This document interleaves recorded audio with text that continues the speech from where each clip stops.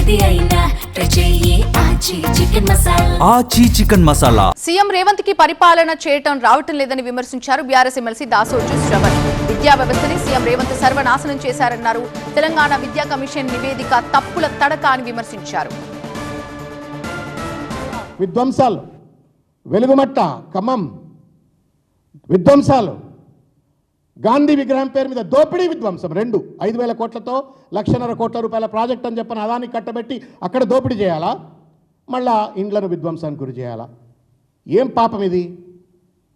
పండుగ పూట ఇటువంటి ఒక పరుషమైన పదజాలంతో మాట్లాడటానికి నాకు కొంత సంశయం అనిపించినప్పటికీ కూడా తప్పనిసరిగా మాట్లాడుతూ ఉన్నాను. Nobody in the country would have accepted this kind of a nonsense where same paper will be given to two separate examinations, and not even a single show cause notice probably has been given అని చెప్పని ఇంతవరకు ఎక్కడా కూడా మనకు బయట కనబడతలేదు. ఎవడు బాధ్యుడు మరి? ఇది బయటకు వచ్చింది అయితే లోపల ఎంత గుడిపుటాన్ని జరుగుతూ ఉంది, ఏ పరీక్షలలో ఎంత గుడిపుటాన్ని జరుగుతూ ఉంది. పరిపాలన చేత కాకపోతే రేవంత్ రెడ్డి దిగిపోవా? మీ దగ్గర ఉన్న చదువుకున్న వాళ్ళు ఎవరైనా ఉంటే వాళ్ళన్న నేను వెలగబెడతారా? విద్యాశాఖ మంత్రి నీకు ఎందుకు అయ్యా? నీకు చేత కాకపోతే ఇంగ్లీష్ పీస్ అన్నటువంటి ఐటమ్ ఏది అయినా ట్రై చెయ్యి ఆచి చికెన్ మసాలా. ఆచి చికెన్ మసాలా.